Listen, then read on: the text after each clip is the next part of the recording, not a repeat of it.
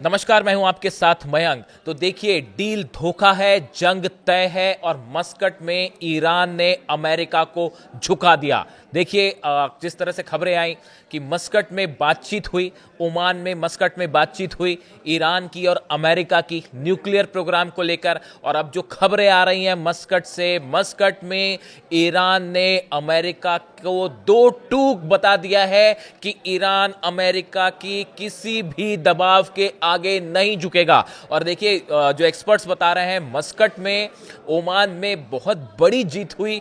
Iran की किस लिहाज से ये जीत हुई ये मैं आपको बताऊंगा। देखिए, सबसे पहली बात, जो कल खबरें आई अचानक कि अमेरिका ये दबाव बना रहा है कि बातचीत इस्तांबुल में होगी, तुर्की में होगी। ईरान इस बात के लिए तैयार नहीं था। ईरान ने साफ कह दिया, ये कल शाम की बात है, ईरान ने साफ कह दिया कि अगर आप ओमान में बातचीत नहीं करेंगे, मस्कट में बातचीत नहीं करेंगे तो हम बात करने आ ही नहीं रहे।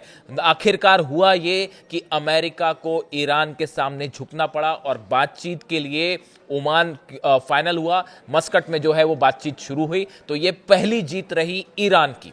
अब देखिए, दूसरी बात जो कही जा रही है कि अमेरिका की तरफ से, अच्छा ये एक बात क्लियर की जाए पहले कि अमेरिका की तरफ से जो है वो बात कर रहे हैं स्टीव विटकॉफ और कुशनर, जो कि डोनाल्ड ट्रंप के दामाद हैं। इन्होंने जो है वो बातचीत का जिम्मा संभाल रखा है। और ईरान की तरफ से अब्बास अराक्ची साहब, विदेश मंत्री ईरान के, इन्होंने जो है, इनके बीच में ये बातचीत हो रही है। तो देखिए, पहली बात तो पहली जीत हो गई ईरान की कि लोकेशन को लेके ईरान ने अपनी बात मनवा ली।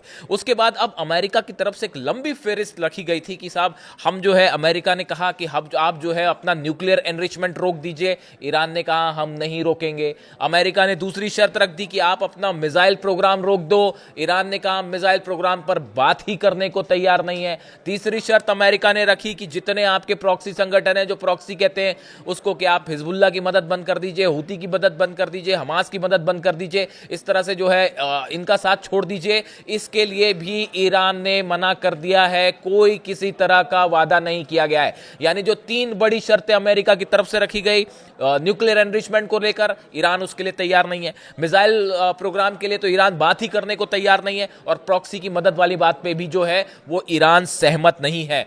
यानी जो तीन बड़ी बातें अमेरिका की तरफ से सामने रखी गई, तीनों ही बातों को ईरान ने मानने से मना कर दिया है। देखिए, सबसे बड़ी बात जो है इसमें, एक साइकोलॉजिकल गेम चल रहा है अमेरिका और ईरान के बीच में। अली खामेनी साहब ने पहले ही ये बात साफ कर दी थी। देखिए, मैं उनका एक इंटरव्यू सुन रहा था, थोड़े दिनों पहले की बात है। मैं आपको दो जिक्र करता हूं। एक इंटरव्यू तो मैंने 1981 का देखा। उसमें उन्होंने, जो इंटरव्यू लेने वाला शख्स था, उन्होंने पूछा कि आपको क्या लगता है ईरान का सबसे बड़ा दुश्मन कौन है? उन्होंने जवाब दिया अमेरिका, एक शब्द में, कोई कंफ्यूजन नहीं था। 2019 का मैंने एक टॉक्स देखी उनकी, शायद कोई बाहर के नेता आए थे उनसे मुलाकात करने, वो बात कर रहे थे। उस दौरान जब ट्रंप पहली बार सत्ता में आए थे, तब अली खामेनी साहब ने कहा था कि ट्रंप से बात करने का कोई मतलब नहीं है, उनको ना मैसेज भेजने का कोई मतलब है, हम नहीं चाहते कि उनसे कोई बात करें। ये 2019 की बात हो गई। और आज देखिए, इतने सालों बाद आज भी उनकी ये बात सही साबित हो रही है। और क्यों साबित हो रही है और क्यों ये कहा जा रहा है कि ये जो डील है ये धोखा है? और डील के पिछली बार भी जब वार्ता हो रही थी, 5 दौर की बात हो गई और छठे दौर की बातचीत के बीच में जो है वो इजराइल और अमेरिका ने हमला कर दिया था। इसीलिए कहा जा रहा है कि ये बातचीत धोखा है और ईरान इस बात को बड़ी अच्छे से समझता है। देखिए, अब एक बड़ी गौर करने वाली बात है, आप समझने की कोशिश करिए। बातचीत शुरू होने आज जब ये बातचीत चल रही है, इसी दौरान अमेरिका की तरफ से जो बयान आ रहे हैं, आप इनको समझिए। जो स्कॉट बेसेंट है, वित्त मंत्री अमेरिका के, इनकी तरफ से बयान आया है कि ईरान अपने देश से जो करेंसी है वो दूसरे देशों में भेज रहा है, ताकि जरूरत पड़े तो वहां के जो नेता हैं वो सत्ता छोड़ के दूसरे देश चले जाए। क्या मतलब इस बात का? आप किसी देश से अगर बातचीत करने जा रहे हैं, उस दौरान अगर इस तरह का बयान आए तो इससे ही उस बातचीत का मकसद ही फेल हो जाता है। डोनाल्ड ट्रंप की तरफ से बयान आया है, उनका जो बयान सोशल मीडिया में वायरल हो रहा है कि अमेरिका की सेना बहुत क्रूर है और ईरान ने शर्त नहीं मानी तो हमला जो है वो तय होगा और ईरान के सुप्रीम लीडर को डरना चाहिए। इस तरह की बात डोनाल्ड ट्रंप कह रहे हैं। एक तरफ बातचीत हो रही है और दूसरी तरफ देखिए किस तरह के बयान आ रहे हैं। तो ऐसे में ईरान इस बात को भली बात ही समझता है, ईरान ही नहीं पूरी दुनिया समझ रही है इस बात को कि इस बातचीत का कोई नतीजा नहीं निकलने वाला। देखिए, जो एक्सपर्ट्स मान के चलते हैं, जो एक्सपर्ट्स बता रहे हैं, मिडिल ईस्ट के जानकार हैं, वो बता रहे हैं कि अमेरिका का जो मुख्य मकसद है और इजराइल का मुख्य मकसद है वो है ईरान में सत्ता परिवर्तन करना, जो किसी सूरत में संभव नहीं है। किसी सूरत में संभव नहीं है।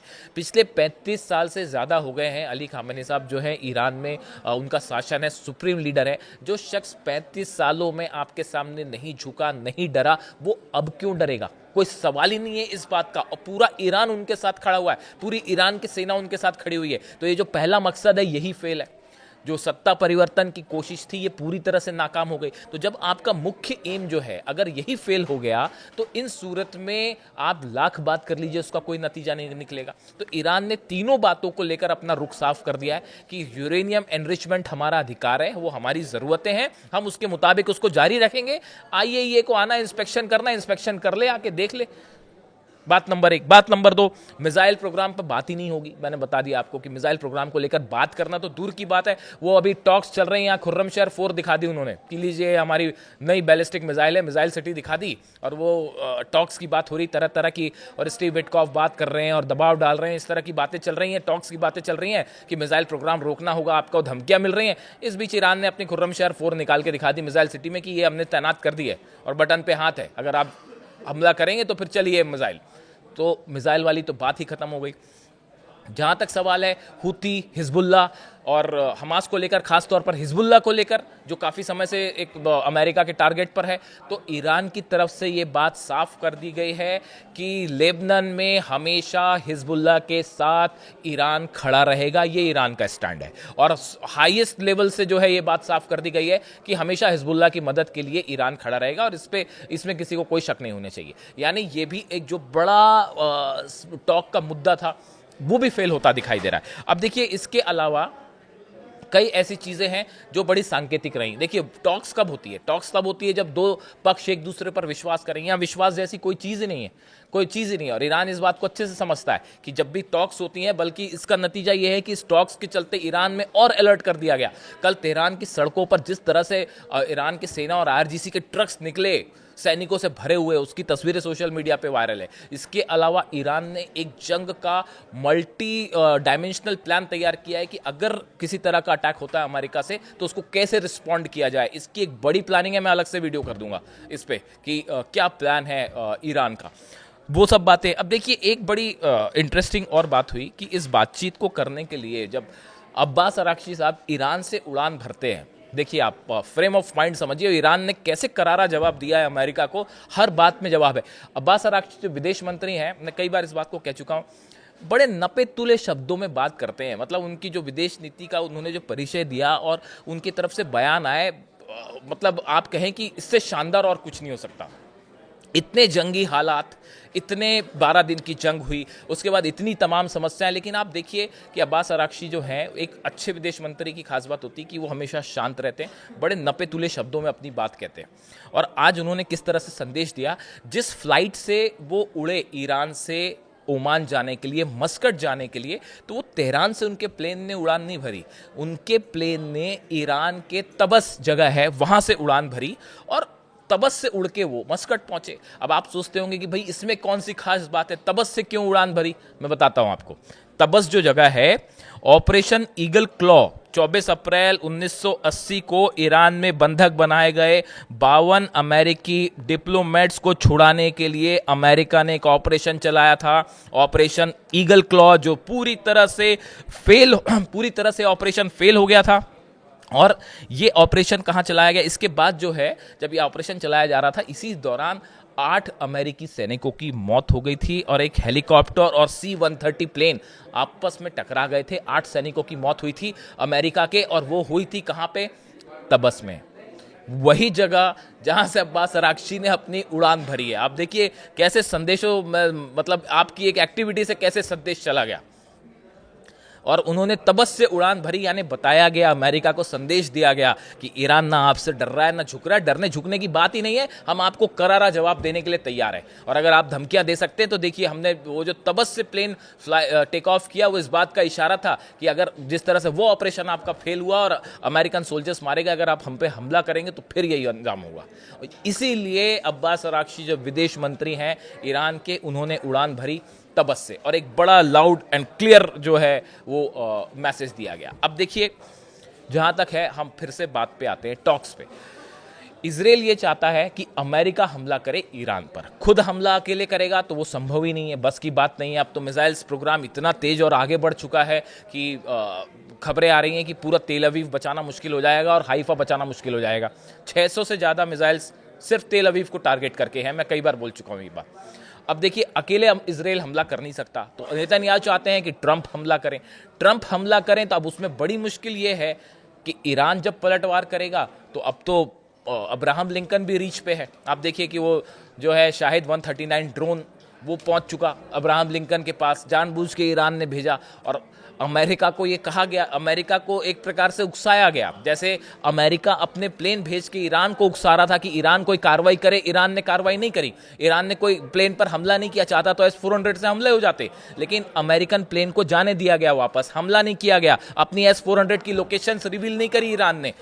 अमेरिका ने क्या किया, ड्रोन 136 करीब आया, उसको मार गिराया। मार गिराने से क्या हुआ, पूरी दुनिया को यह मैसेज चला गया, अरे ईरान का ड्रोन तो इनके एयरक्राफ्ट कैरियर के ऊपर पहुंच जाता है। अगर उसको छोड़ देते तो उतनी बड़ी खबर नहीं बनती। आप समझ रहे हैं ईरान की कितनी बड़ी जीत है ये। अगर अमेरिका उस 139 शाहिद ड्रोन को नहीं गिराता, दुनिया में कोई खबर नहीं बनती। भाई वो तो सबको पता है सर्विलांस कर रहा है ईरान। लेकिन अमेरिकन ने गलती क्या करी, अमेरिकी सेना ने शाहिद 139 को गिरा दिया। जब शाहिद 139 को गिराया, पूरी दुनिया में डिफेंस एक्सपर्ट्स में खलबली मच गई कि अरे भाई इनका तो शाहिद ड्रोन जो है वो 1500 किलोमीटर ट्रैवल करके ओमान की खाड़ी में पहुंच गया उसके ऊपर। तो अगर हमला ही करना होता साहब तो एक शाहिद 139 नहीं आता, 400 ड्रोन तैयार बैठे हुए हैं एक साथ हमला करने के लिए अब्राहम लिंकन पे। उसकी तो अलग और तैयारी हो रखी है, उस पर भी अलग से बात करेंगे कि हूती का क्या प्लान है। अभी तो हूती की एंट्री नहीं हुई, हूती अलग से एंटर कर देगा। उसके बाद देखिए रेड सी में क्या होता है और ओमान की खाड़ी में कैसे मिसाइल्स बरसती हैं, पता नहीं कितनी जगह से मिसाइल बरस जाएं।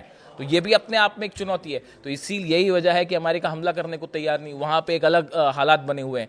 और अब जो ये टॉक्स की बात है, ईरान ने बड़े साफ शब्दों में कह दिया है, साहब आपको बात करनी कर दीजिए। देखिए अब्बास अराक्ची आए, उन्होंने बातचीत के पहले कहा हम खुले मन से बात करने जा रहे हैं, लेकिन हम आत्मसम्मान से कोई समझौता नहीं, आत्मसम्मान से कोई समझौता नहीं होगा। बात करना है, हम तैयार हैं बात करने के लिए, और शांति के लिए हम हमेशा तैयार हैं, हमेशा खुले दिल से हम स्वागत करते हैं। लेकिन हम झुकेंगे नहीं, डरेंगे नहीं, आपके दबाव में नहीं आएंगे। मिसाइल प्रोग्राम पे बात नहीं होगी, यूरेनियम एनरिचमेंट हमारा अधिकार है, हम उसको कायम रखेंगे।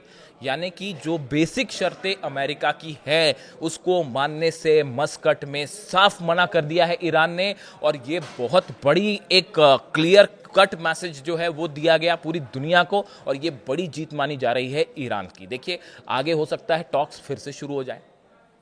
5 दौर की पिछली बार टॉक्स हुई थी, क्या नतीजा निकला उसका, कोई नतीजा नहीं निकला। 6ठे दौर की बातचीत हुई, जंग हो गई। इसीलिए कहा जा रहा है कि ये टॉक्स भले चलती रहे लेकिन जंग तय है, और ये डील सिर्फ और सिर्फ एक धोखा है, ये एक्सपर्ट्स का कहना है। अब देखिए इससे जुड़ी जो भी अपडेट होता है, मस्कट से और क्या खबर आती है, ईरान का क्या रुख रहता है, जो ऐसी खबर आएगी मैं आप तक पहुंचाऊंगा। Thank you so much.